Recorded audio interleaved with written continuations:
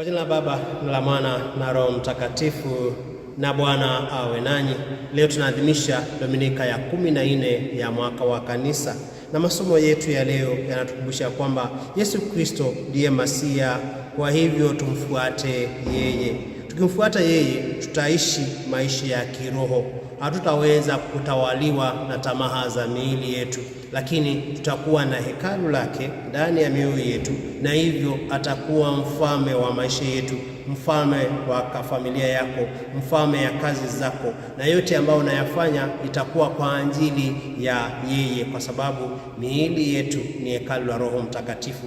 Je, umefanya Masia aweze kuwa mfalme wako? Na hivyo unatawaliwa na tamaa za mwili, ama ni Roho wa Mungu anakuongoza? Katika somo letu la kwanza inatoka katika kitabu cha nabii Zakaria sura ya 9 aya 9 hadi 10, na inazungumzia kuhusu ule utabiri wa mfalme ambaye anakuja, mfalme wa kimasia.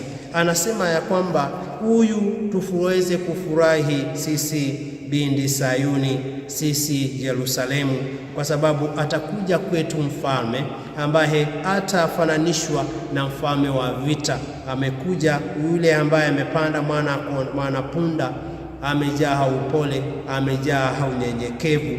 Yeye anakuja katika maisha yetu ili tuweze kumwona yeye ni mfalme, tuweze kumwona amejaa nguvu, amekuja kutukomboa. Na hivyo sisi tumeweza kuinuliwa kwa sababu kuna yule ambaye anatawala maisha yetu. Najua kuna vitu vingi ambavyo tunatamani katika maisha, katika familia, katika kazi zetu, kuna mambo mengi ambayo tunayatafuta.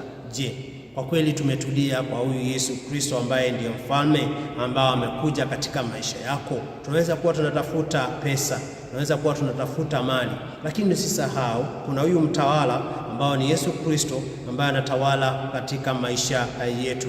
Nguvu zake sio nguvu za ulimwengu. Hatuwezi kufananisha na wale watawala ambao katika ulimwengu, lakini yeye anakuja ili tuweze kukamilika, na ukamilifu ambao tunatafuta ni ufalme ambao umezidi ufalme zote.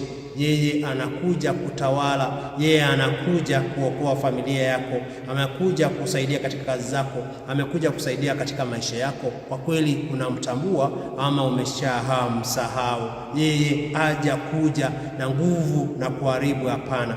Anakuja kutuunganisha tuweze kuwa kitu kimoja, tuweze kuwa familia moja. Ni nani ambaye ni Masia katika maisha yako? Ni nani ambaye anatawala familia yako? Ni nani ambaye anatawala kazi zako?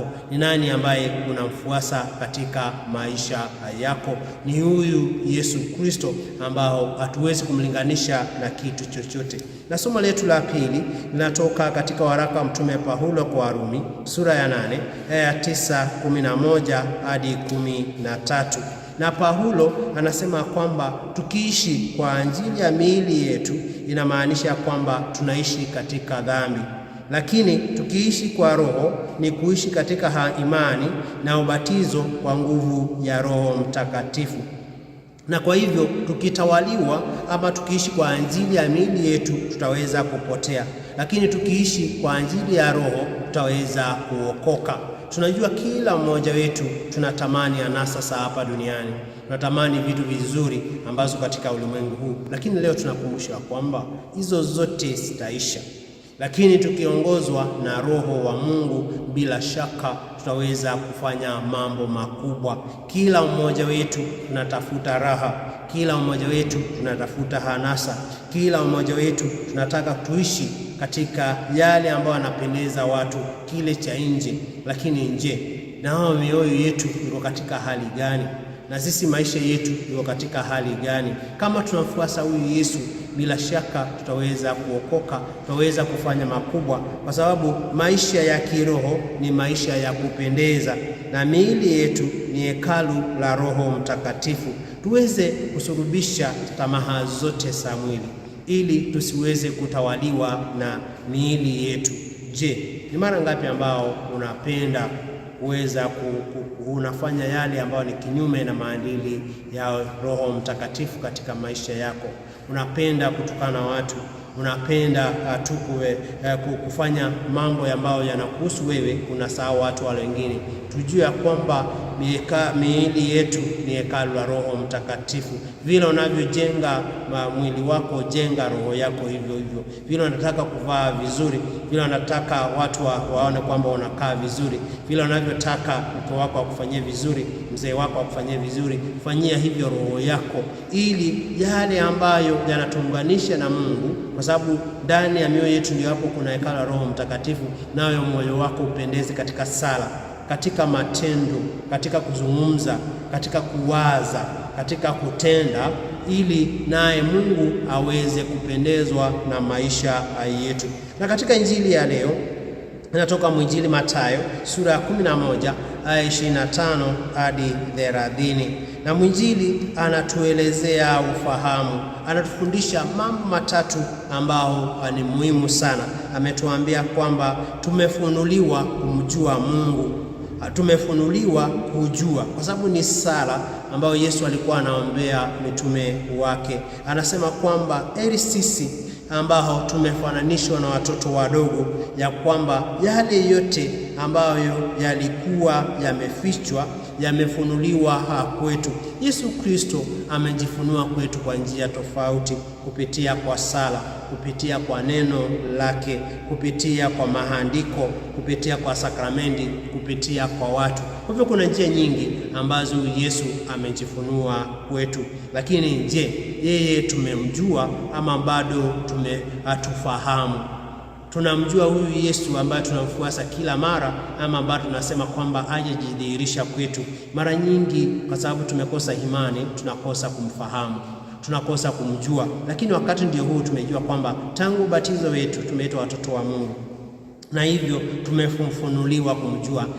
Je, wewe unamjua huyu Mungu ambao amekuwezesha kufanya yale yote ambao umefanya, ama umejua nguvu za giza? Unaweza kuwa unajua vitu vya giza alafu unasahau kujua uwepo wa Mungu katika maisha yako.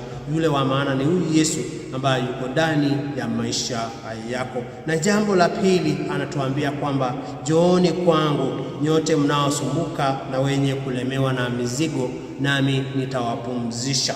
Ni hali ya kujua kwamba sisi tuko katika safari. Kuna mahangaiko mengi ambao tuko nayo, kuna mizigo mingi ambayo tunabeba. Labda umepoteza imani katika kanisa, umekosa pesa, labda umekuwa na mzigo wa tabia mbaya, vile vile majukumu yamekuwa mengi katika ndoa, katika kanisa, umekuwa mgonjwa, umekuwa na shida tofauti. Yesu anatuambia kwamba tuweze kumjongea yeye. Yeye anajua shida zetu, yeye anajua mahangaiko yetu, anajua yale magumu ambayo tunayapitia, anajua zile shida ambazo tuko nazo. Na wakati ambao unaenda kwake alafu unampatia haya yote, bila shaka utaweza kufunuliwa, utaweza kusikia umekuwa mwepesi. Kwa nini? Kwa sababu anakuondolea mzigo. Je, ni mara ngapi ambao unamwendea Yesu alafu unamkabidhi shida zako, unamkabidhi mahangaiko yako, unamkabidhi yale magumu ambayo unayapitia? Wakati ndio huwa anatuambia kwamba twende kwake, usione haya, pelekee Yesu zile shida zako, mahangaiko yako, na vile vile ataweza kukuondolea. Kuwa mwaminifu, mjue yeye, na hivyo utaweza kupata afueni katika maisha yako. Na vile vile jambo la mwisho anatuambia kwamba tuweze kujifunza kutoka kwake. Tujifunze kutoka kwa Kristo ya kwamba yeye ni mpole na mnyenyekevu, na ataweza kutupumzisha.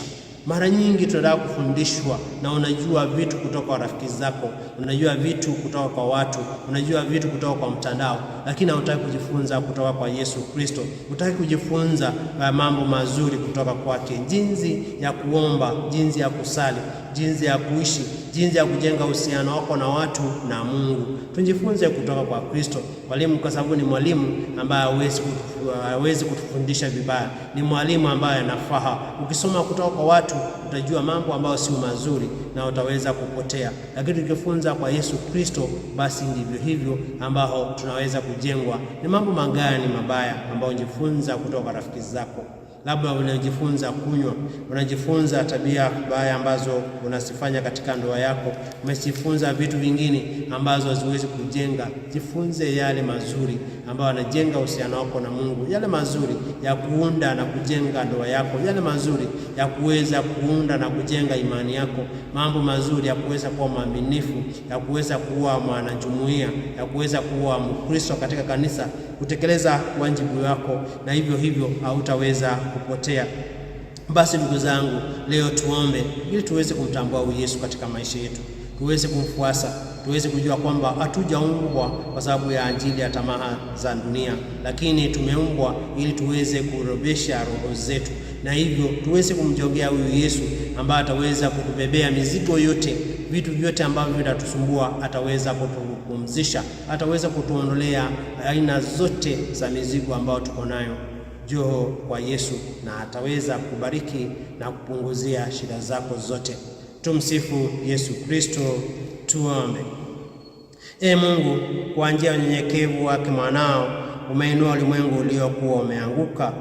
Uwajalie waamini wako furaha takatifu na wapatie furaha za milele au unaoondoa katika utumwa wa dhambi. Na tuomba hayo kwa njia ya Kristo na Bwana wetu. Bwana awe nanyi na wabariki Mungu Mwenyezi, Baba na Mwana na Roho Mtakatifu. Nawatakia Dominika njema.